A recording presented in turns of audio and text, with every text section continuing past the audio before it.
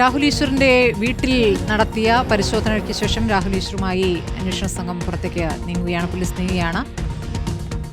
ഇന്ന് കോടതിയിൽ ഹാജരാക്കുന്നുണ്ട്. ഹരി മോഹൻ വിവരങ്ങളുമായി. ഹരി, ഇപ്പോൾ ലാപ്ടോപ്പ് പിടിച്ചെടുത്തിട്ടുണ്ട്, രാഹുലിനെ തിരിച്ചു കൊണ്ടുപോകുന്നു. എന്താണ് വിവരങ്ങൾ?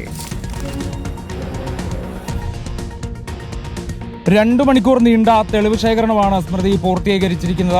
രാഹുൽ ഈശ്വറിന്റെ ലാപ്ടോപ്പ് അതുപോലെ തന്നെ ഐപാഡൊക്കെ തന്നെ പോലീസ് പിടിച്ചെടുത്തിട്ടുണ്ട് എന്നുള്ളതാണ് ലഭിക്കുന്ന ഒരു പ്രധാനപ്പെട്ട വിവരം എന്ന് പറയുന്നത്. രാഹുൽ ഈശ്വറിനെ ഇപ്പോൾ വീട്ടിൽ നിന്ന് ഇറക്കുകയാണ്.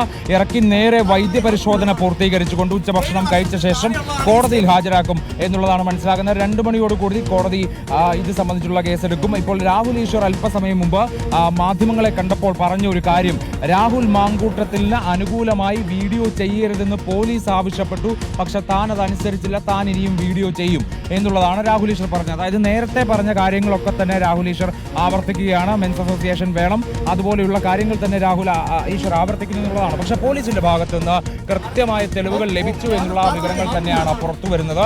അതായത് രാഹുൽ ഈശ്വർ യുവതിയുടെ വ്യക്തിഗത വിവരങ്ങളൊക്കെ തന്നെ പുറത്തുവിട്ടു, അത് പരസ്യപ്പെടുത്തി, സാമൂഹ്യ മാധ്യമങ്ങളടക്കം പങ്കുവച്ചു എന്ന് തെളിയിക്കാൻ കഴിയുന്ന വിവരങ്ങൾ പോലീസിന്റെ പക്കലേക്ക് എത്തിയിട്ടുണ്ട്. അതിൽ ഏറ്റവും പ്രധാനപ്പെട്ടത് മൊബൈലിൽ നിന്ന് ഇന്നലെ മൊബൈൽ ഫോൺ പോലീസ് കസ്റ്റഡിയിൽ എടുത്തിരുന്നു. ആ മൊബൈൽ ഫോണിന്റെ പ്രാഥമിക പരിശോധന പൂർത്തീകരിച്ച സമയത്താണ് പോലീസിന് അത്തരത്തിൽ വിവരം ലഭിച്ചത്. അതിന്റെ അടിസ്ഥാനത്തിൽ കൂടിയാണ് അറസ്റ്റ് രേഖപ്പെടുത്തുന്ന നടപടിയിലേക്ക് കടന്നത് എന്നുള്ളതാണ് നമുക്ക് മനസ്സിലാക്കുന്നത്. രാഹുലിനെ ഇന്ന് കോടതിയിൽ ഹാജരാക്കും. രാഹുലിന്റെ വീട്ടിന് മുന്നിൽ നിന്നാണ് ഇപ്പോൾ ഹരിമോഹൻ വിവരങ്ങൾ നൽകിയത്.